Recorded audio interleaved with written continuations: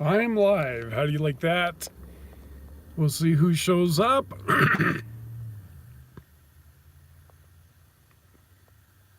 I'm not sure if I can switch this camera. Let's see if I can. So you can see what I'm seeing. Just spectacular. Pulling in.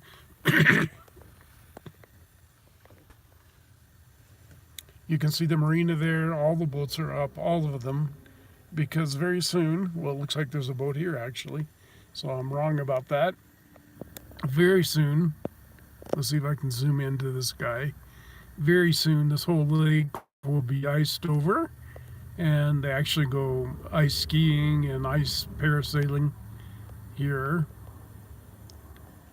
Just spectacular. So I'm here live. Nobody's tuning in yet. Presumably somebody will very soon. Oh, we have somebody. Sunseeker. Hello, Sunseeker. How are you? Good to see you. So I always enjoy when Sunseeker joins us for these chats. It's always a great pleasure. So for those who don't know, let's see. Sue Smith, hello. From upstate New York, Sue Smith says, and I'll bet it's cold in upstate New York. And we've got this big front coming through. I don't know if it's going to affect New York or not, but it sure is affecting Colorado. Going to be very cold in Colorado in the next week. I thought I'd show you guys what I'm seeing today. It's enough just to make you feel so calm and so peaceful inside.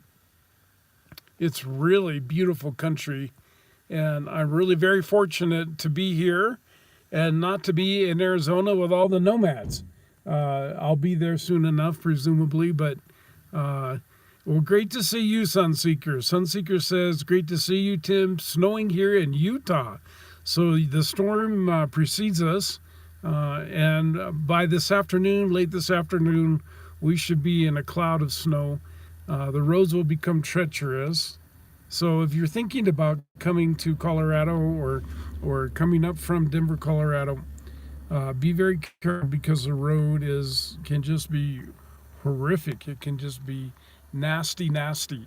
So be very careful. I worry about all the people that are on the road because last year when I was on the road, I ended up in a very severe accident. I lived through it by the grace of God and a cement dividing wall. If it hadn't been for that wall, I would have gone over a bank and then into oncoming traffic on I-70. And I know it would have been a fatal accident. So I'm very fortunate. We really wrecked the car. We weren't going that fast, but we hit just black ice. You can't see black ice. But if you've driven in the mountains enough or you've driven on black ice enough, you know when you're on it. And of course, when the car goes into a spin, well, you learn that pretty quick too. Sue Smith, 40s here, but snow is coming. Well, yep, the snow is coming. It won't be very long before we have snow in a great deal of the country, and we're all getting ready. I'm so glad I'm not sitting down in Arizona thinking it's going to be balmy and then get a big surprise. I keep saying that, but yes, I'm going to enjoy my time in Arizona. It's coming very quickly, and it'll be a lot of fun to go down and see all the people. But sometimes it's nice not to be there. And right now, I would say this is one of those really nice times. This is what my view is. It's just spectacular here. The Colorado Rockies are enough to make you just shine, and that's what I'm doing today is I'm shining, despite the fact that over here to the right you can see a big snowstorm coming in. The clouds and the mountains are obscured by clouds. We've got a heck of a storm coming in, so it's going to be snowing for us too, and just like all nature, we learn to live in it and we learn to enjoy it. And that's how it is. I'm going to take this oxygen thing off because it's so painful. You have that darn thing up your nose all day long, and it just eventually makes your nose very sore and dry and yuck. Anyway, phone call come in, and so yes, this is Dillon, Colorado, is where this is. Breckenridge is 10 miles up the valley. I'll show you. Breckenridge is being buffering. Yeah, I'm sorry, guys, it was buffering. I got a call that came in, and I think it booted us off. Breckenridge is that way, up that valley by 10 miles, and or probably from where I am, maybe 8 miles. But this is Dillon, Colorado, and just spectacular country. And I'm just so very, very fortunate that I can spend some time here. I don't spend as much time as I used to because of the oxygen levels and because I got to make some money. And the way I make money is I rent out my house. And this is ski season. I've got some people from Argentina that are going to rent it for the whole season this year. And so I probably won't be up in the mountains at all during that period, and I shouldn't be in the mountains anyway, because it's so dangerous for me. I'm just not getting enough oxygen, and they still haven't gotten to the bottom of it or told me why that's going on, but it is. So what's going on in your lives? I'd love to hear. Sunseeker, I don't know very much about you, but I see you on a lot of the chats, and you've been so supportive in my chats. And I'd love to know more about you guys.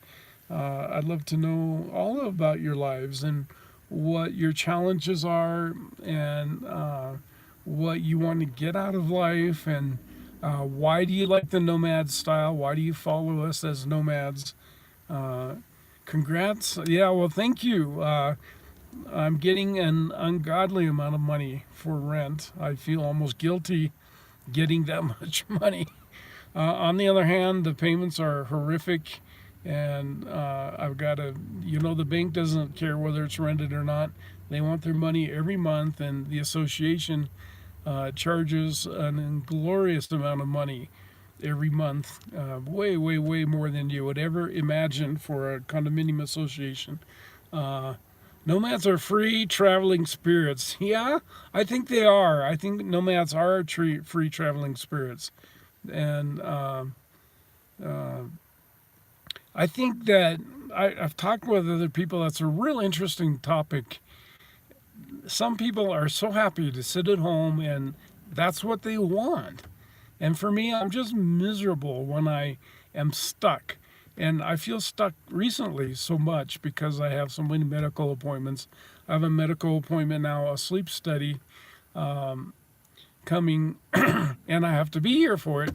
And Denver is so far away that from anywhere that you can't go anywhere. Tatum Bar has his house paid for, he says, or she says. And, that's the way to go if you can pay for your real estate. I think it's a wonderful thing. I advise everybody, if you're young enough, to acquire real estate and make double payments or make the biggest payments you can make. Screw up that amortization schedule. Sunseeker says he has a little bus, but he's grounded for a bit for repair, so working on a small job till year's end, feeling trapped like you right now. So I'm not the only one, The problem with the real estate, and I really encourage people to buy their own home or buy an investment property. I'm looking at people walking over here. The only reason I'm able to do what I'm able to do is I bought investment properties years ago. Tatum Buyer says he paid his real estate off early, and that's so intelligent. What I do on my mortgages, they get an extra $100 a month. I'd like to give them an extra $1,000 a month. Just haven't been able to do it. But I want to get that mortgage down as quick as I can. I want to pay the least amount of interest that I possibly can pay, and I want to get that property paid for. It probably will never happen in my lifetime. Unfortunately, I came into some money, and I mortgaged my house. I kind of went wild. This has been about 20 years ago. and I was out buying things that just fall in value, and it was a huge mistake. And then the big drop came in values and the economy, and I sure wished I had some of that money back, but I'd spent it foolishly, and I learned my lesson about money management and not spending money foolishly and treating every dollar like you can only spend it one time. The smartest thing you can do, I think, even in today's highly inflated real estate market, is acquire property and make the biggest payments that you can make and try to get the darn thing paid off. You can get some help in paying that off. For example, in renting my property out, my tenants are going to make my payment for me, way more than my payment. Steve Lawrence says he's a desert rat by nature, but he also loves the mountains and snowy weather. It sure is beautiful in your neck of the woods. And you're darn right, Steve. The view out here is to die for. Of course, it's cool, but I'm in shorts, which is, if I'm not in my underwear, I'm in shorts. I don't like wearing a lot of clothes. I don't like wearing pants and long shirts. I don't like bundling up. So you can see that it's starting to snow a little, and this is really going to turn into a torrent. But really, if you can pay off your house or even highly reduce the mortgage, then when it's time to go out and play, you have this asset and you can decide whether to sell that asset or maybe you're going to rent it. In my case, I'm renting the asset. It rents very easily. It's in a resort community and highly desired location. I bought it for the location and knowing that people would want to be in the center. It's always going to cost you more money to buy the best location, but you're always going to have the best rental value and the best resale value. So that's what I did. And the one thing I never anticipated, having grown up in Colorado, having spent years and years and years in the mountains, I never, in my remotest imagination, thought that I would end up short of oxygen at altitude. And so now my plan is kind of ruined. It's difficult for me to spend time up here. And yeah, you got to be, Tatum Barr says, you have to be smart with your money. And I'm going to take a little sniff here. You're sure right. You got to be smart with your money. And we see people out there with the latest rigs, and they'll sell their $500,000 home and buy a $300,000 rig, and the thing just plummets in value. Motorhomes just go down, down, down, down, down. I bought this van, and Tatum Bar says I'm not alone. I know there are other people. I don't think there are a lot of people that have the balls to go on YouTube wearing oxygen. I think they're embarrassed. Maybe they had some bad behaviors. I never smoked, but I was exposed to asbestos as a child. My dad thought it was the greatest thing since lemonade. And I was exposed to asbestos in some of my rental properties. I also had other really ugly materials. I remember renovating a property. It took 2 weeks, and the dust coming from the ceiling that we were taking down prevented you from being able to see from one side of the room to the other. It was that thick, and I have all of that in my lungs, and I'm paying a price for it. And I'm an older guy, and unfortunately, I've got to face reality that some of my activities in the past have led me here, and I have to be responsible. Elizabeth Joy is here. Thank you, Elizabeth. Good to see you. Yes, kudos to you. Not a smoker. Chemo damaged my heart, Tatum Barr said. So obviously cancer, and I've been very fortunate. I haven't had cancer. Knock on wood. And a lot of people my age, my brother ended up with prostate cancer. And although it's a slow growing cancer in most people, it's a deadly cancer, and a very, very close friend of mine passed from prostate cancer. So the sometimes the cure is worse than the enemy, and we're really screwed. You have to make a decision. Do you take treatment or do you blow off treatment? I kind of feel like I'm in a place in life in which maybe I should just blow off all these medical treatments and go live my life, because right now I'm living my life to see doctors, and it's really, really unpleasant. For example, as I was saying earlier, now I have a medical test, a sleep study, which we've been trying to arrange now for over a year. And finally, they're going to hold a sleep study, and I have to hang around for it. It's not till December 13th. And what am I do? I really have nothing to do until then. So I'm just twiddling my thumbs and feeling very stuck. You guys might enjoy this story. It's a side effects, Tadabar says. They don't tell you about. And a lot of these medications and a lot of treatments do have side effects. I was with my doctor last week, and I had called the sleep study people twice, and you can only leave a message, and then supposedly they call you back.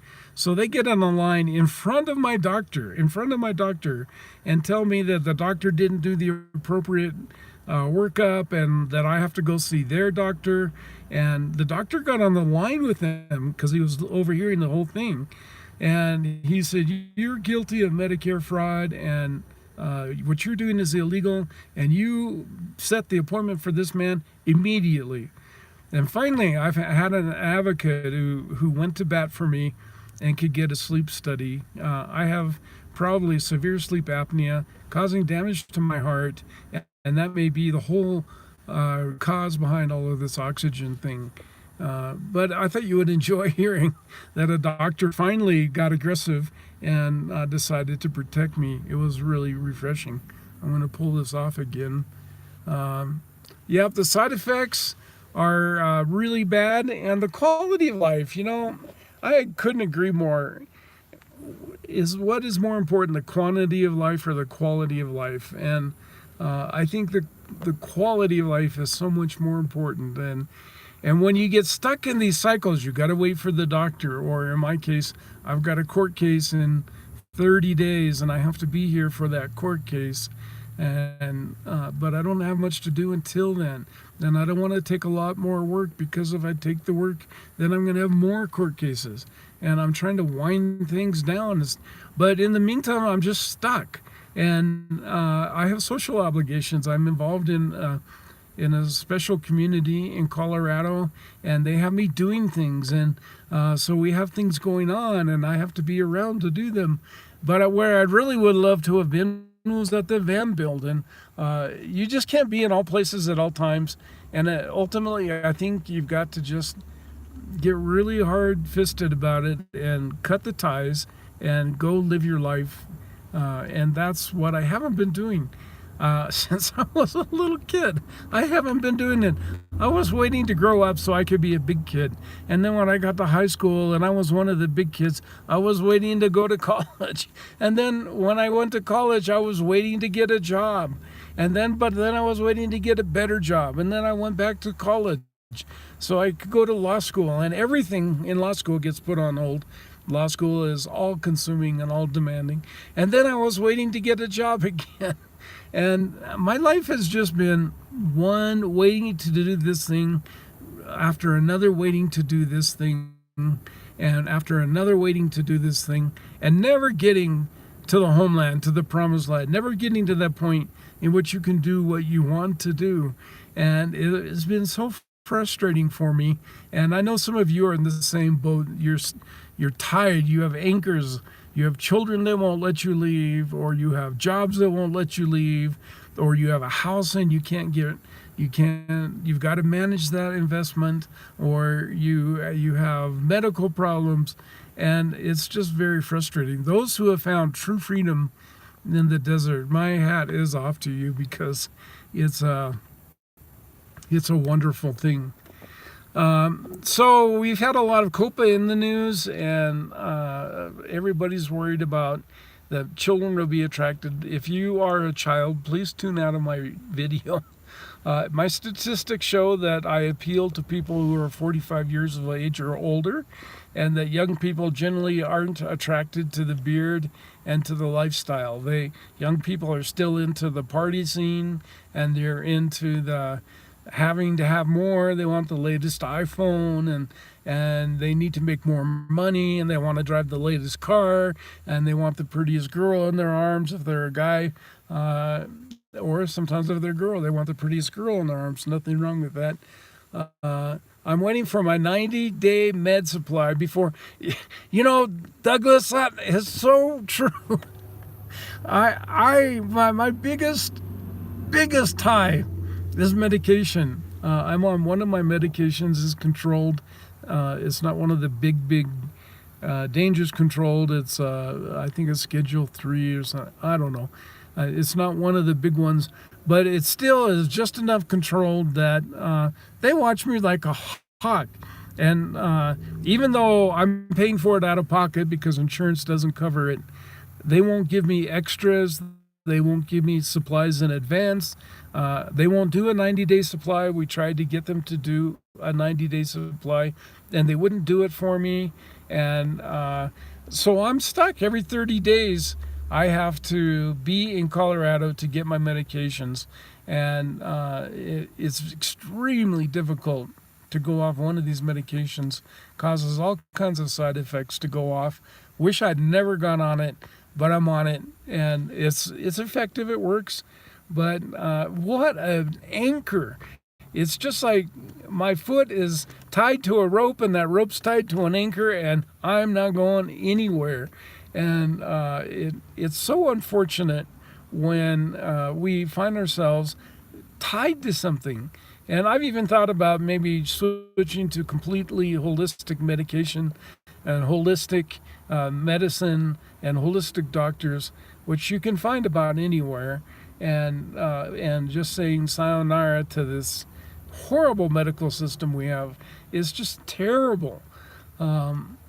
So anyway, here I am. It's a spectacular day. I'm bitching a lot. I want to be really positive. Look at what I get to see. This is an incredible view. The mountains are just spectacular. And you can see the snowstorm coming in. I think there's a certain beauty in these kinds of snowstorms. And they obscure the peaks beautifully. And really something to be up here and living in this kind of beauty. And I don't want to be thinking about negative things and where I wish I was and what I wish I was doing. I want to be thinking about how fortunate I am and trying to help other people who are less fortunate. There are so many people who are less fortunate. My brother, for example, has prostate cancer, as I said, and had to suffer through all that. Other people have other kinds of cancer and have suffered immeasurably. Other people are so poor that they don't have enough food, and I feel for them. Other people are suffering with children who have so many problems. Today's society is so full of problems, and I feel for these kinds of people that are struggling, because I've been there. I have been through a lot of this. I haven't had cancer, but I've had so many other things. And this lake is Lake Dillon. Steve Lawrence asks, what lake is this? This is Lake Dillon in the mountains in Summit County, Colorado. We are near 3 big ski areas: Keystone, Breckenridge, and Copper Mountain. This is ski season. We're all blessed to be meeting together today on Tim's channel. Sunseeker, you say some of the nicest things. Yes, we are all blessed to have each other's company, and I hope to see most of you in Arizona, those of you who can make it. I'm hoping to go to the RTR if something doesn't prevent me. And I want to meet all of you guys. I think it'd be so cool if I could meet you guys and know you in person. And I've seen you on some of you guys on the other channels, and it's so interesting to watch this process. When I was a kid, and when you were kids probably, we didn't have live streaming, so we couldn't do these kinds of things. And just think, I'm producing a program today that everybody gets to tune into, and we have interactive content. If I go watch TV somewhere, I don't have interactive content. It's just me watching them. But we have interactive content, and we can talk with each other, and we can make remarks, and it's just really, really cool. So I'd love to know, if you are going to the RTR, where do you plan to camp? What areas will you be pitching your camp at? For me, in my case, probably I will go to Skadden Wash first.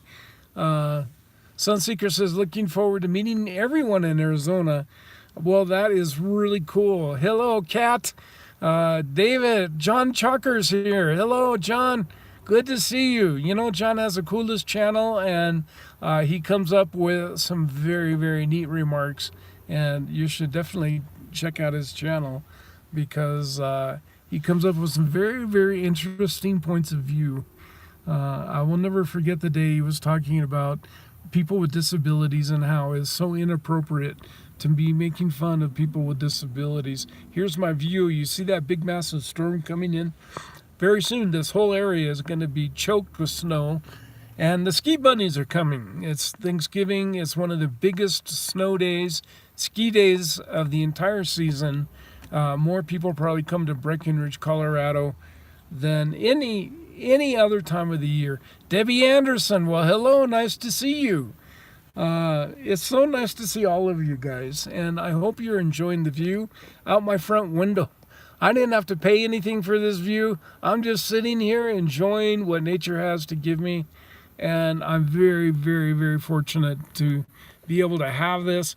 It sure beats cactus and burros in the desert, but I enjoy cactus and burros too, and I'm going to really enjoy going to the RTR and meeting some of you guys. So this is Lake Dillon, for those of you who want to know. It's a high alpine lake in Colorado. We're probably easily at 7,500 to 8,000 feet. This originally was a lake, and then the Denver Water Department dammed it and made it a significantly bigger lake. And they actually ended up moving the whole town.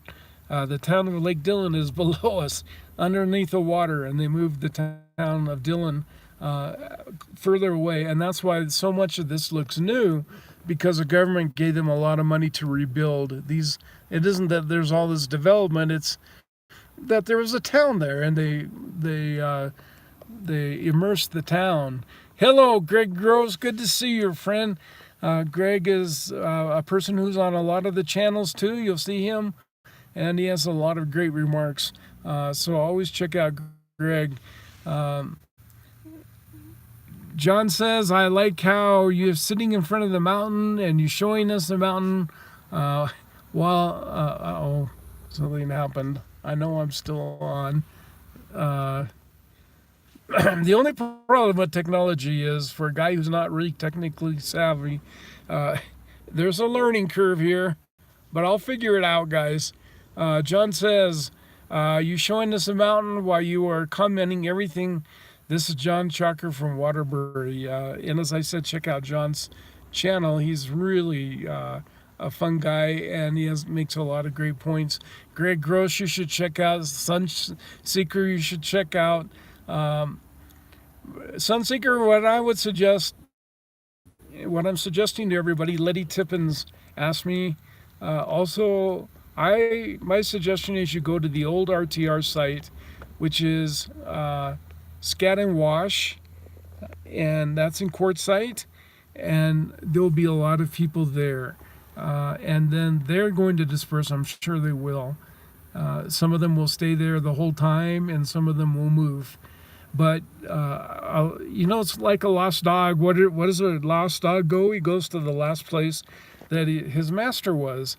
And it's like we are lost children. Where do we go? Well, we should go to the last place that we got together before. Now, the old RTR site won't be available. It was no camping, and you can't go there. You can drive through there, but you're not supposed to camp there. But the original, the RTR site 2018 and earlier, is right next door. So you can't really get lost. You go out of town, you go around this big curve. It's a big 90-degree curve, and then drive up. I think it's called Mitchell Mine Road, and you'll see people all over. And yeah, John says you have to take your time learning technology, and I figure just by fiddling with things, I figure things out. It takes a little while, but I figure things out. So my suggestion, if you're going to the RTR and you're new to the RTR and you're not sure where to go, everybody's in the same boat. Nobody knows where to go. So my suggestion would be that you go to Skadden Wash and you try to find like-minded people. There will be every community imaginable represented. There will be people who love to party all night and the music will go all night. There will be people who run their generators all night. There will be people who really want quiet, and there will be people who are real nature lovers. There probably will be some nudists out there. I don't know, for some reason we attract the nudists. There will be people who have little four-wheelers, the little side-by-side deals. There will be the GLBT community will be out there. The people who love to stand by campfires will be out there. People who are in recovery and don't want to be around the big parties will be out there. And you will be able to find your community, whatever your community is, you will be able to find it out there. And then just hang with those people. And if they stay at Skadden Wash, fine. There are other places. Another alternative is you could go out Shea Road, which would be closer to the RTR. You could also go to La Posa, the LTVA areas, and there will be people who will be looking for you. It's kind of odd to walk into another guy's camp and say, hey, can I camp with you? But everybody's in the same boat, and everybody's going to be looking for everybody. So don't be afraid this time. Go out and tell them you're with the RTR, and they'll open their arms to you. They'll say, hey, welcome. You want to camp here, or go up the road and camp there? Or it'll work out. Just have a little faith. It'll work out. You'll find your community, and we have to support Bob and the RTR people, at Bob and Sue-Ann. Of course, we're all sorry that they made this decision, but they made it, and we have to respect that decision and support them. They did it for a reason. Probably the BLM wanted them to charge $5 per person per night. Well, that works out to $60 per person for the 10 nights, and $50 to $60 per person, and then that works out to about $600,000, of which has to be paid in advance, and then it's up to you to collect the money. And unfortunately, the BLM started getting a lot more tight with their space, and so we respect Bob for his decision, and maybe this will be for the better. And if it's not, maybe they'll go back to doing it the old way next year. But for this year, this is how it is, and the best thing to do is let's go and have the best time we possibly can. What more can we do? And trust me, there'll be your community, whoever you are and whoever you identify with, they'll be out there. Just have faith. Go out to the Skadden Wash. Don't do it as an organized group. Don't tell the BLM I told you that this is a big camping place. The BLM will have a fit. Do it as an individual. We don't have anything organized going on out there. There's no organized camp. There are no porta pots. There is no event that's going on out there. It's just a place that we know of that you can camp for free. Now, if you go to La Posa South, you're going to pay money. You're going to pay $40 for the 14 days or $180, I think, for 6 months. You can stay longer if you want. You can stay the 6 months. But the benefit of Skadden Wash is it's free. And then you can decide whether you want to move on to some of the other places. I just got a message. Let's see what the message says. Thank you, Sunseeker. It isn't what we wanted, but we certainly can't obligate Bob and Sue Ann to do things that maybe they didn't want to do. They made these decisions for reasons, and I don't even want to speculate on all the reasoning, but I think part of it was that the BLM wanted to charge money, and you don't think $6 or $5 per person is very much money until you take 10,000 people, and then all of a sudden it blossoms into an enormous amount of money. And why should Bob and Howa be on the hook for all of that money? It wouldn't be fair to them unless they were going to make a profit on it. And then the BLM, the minute you say profit, the word profit with the BLM is a dirty word, and then fees go up and requirements get tougher, and even getting the permission would have been tougher. The minute you say, hey, we're going to benefit from this, you had to do it for free. And who's going to offer to be on the line for $500,000 or $600,000? It's just ridiculous. Blame the BLM for this. I think a lot of blame fits right on their shoulders. Beautiful mountains in Lakeview. Yes, I do. I'm so lucky. And it's one of the reasons why I come up to the mountains and live here and have to use oxygen, because it's so spectacular. But I have rented my place for the season, as I've said. And we were talking about how do you fund your lifestyle. If you're young enough still, you could be in your 40s or 50s, and that's young enough. Buy real estate, buy your house, buy a piece of land. Generally, land isn't the best investment, but find an investment property, and over time, it's been the one thing that for sure has gone up in value. There have been some drops along the way, and real estate has always suffered drops, but you never lose a thing if you never sell it. And ultimately, in my case, it's going to provide my funding for this year. I have people coming in, young adults coming in from Argentina, and they're going to enjoy my place. And it's a real honor to me that someone else can come up and enjoy this spectacular place the way I can. I no longer ski. I have heart problems, and cold air and low oxygen are death. It's just a very dangerous practice. So I had to quit skiing several years ago. And so why shouldn't somebody else come up and enjoy what I have, and I'm going to benefit by it? And so my suggestion to you as a long-term retirement plan, in addition to funding your 401ks, if you have them, in addition to funding other retirement options, acquire your home or acquire a small rental property, and over time it's a great hedge against inflation. Somebody just wrote me a note. Missy Moonwillow, hello. Beautiful soul, beautiful view, Lambot, Northeast Washington. You are welcome to stay if you come. Wow, well, I would love to. Washington is one of my favorite states, and as I'm contemplating maybe leaving Colorado, I'm thinking about Washington as an alternative. Let's see. Douglas says, what about having a van? And the problem with vans and motorhomes and all of those things is that they go down in value. And if you buy them and you're able to sustain the loss in value, there's nothing wrong with it. Go buy it, go enjoy it, go do it. In my case, I bought a $1,300 vehicle. I pumped another $1,000 into the vehicle to get it running. I have new tires on it.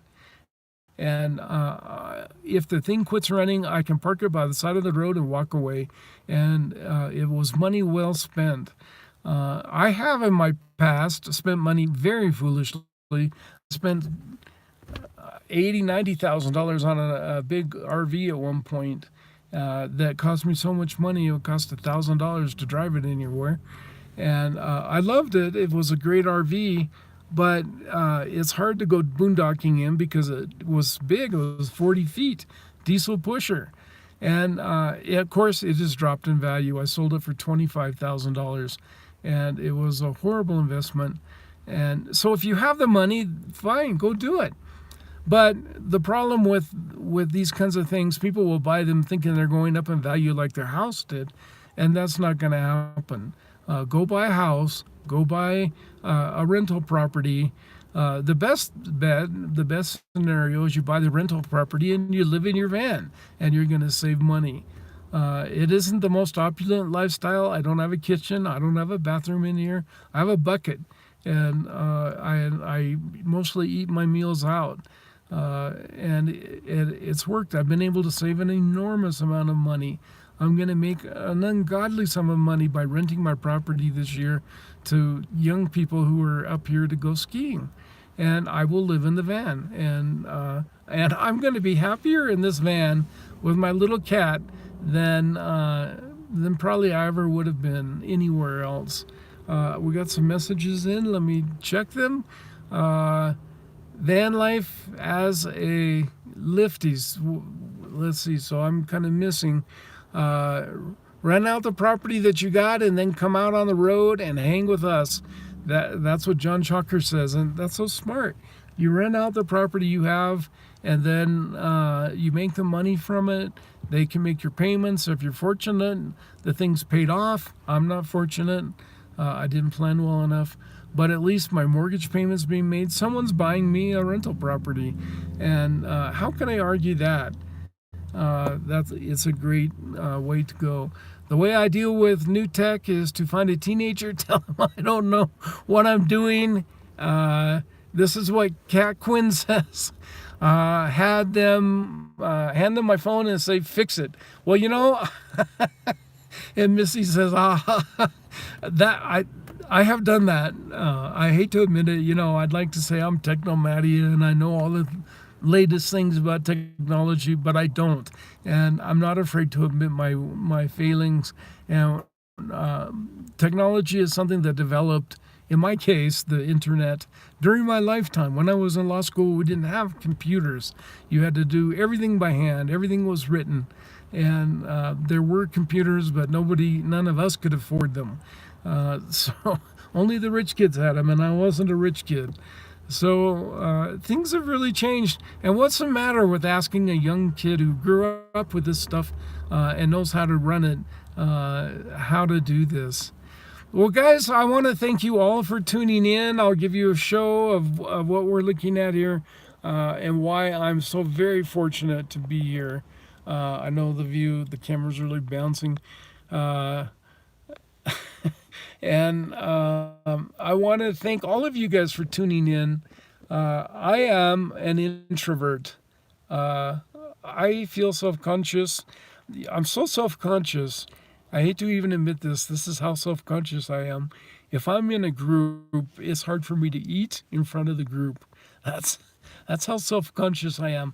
And wearing an oxygen hose in public has been an incredible challenge for me. It's been so hard to do, just for me to be me. And having all of you guys on the other end of the line somehow feels really safe, and it feels really good. And I see the same names and presumably the same faces so many times, and I just can't tell you how much it means. I want to wish all of you a wonderful Thanksgiving. And I want to thank all of you for tuning in and being part of my life. Just think, we're all from all over the country, Washington and back east and Arizona and California. And I have all of you in my life. And that's more than I ever had before.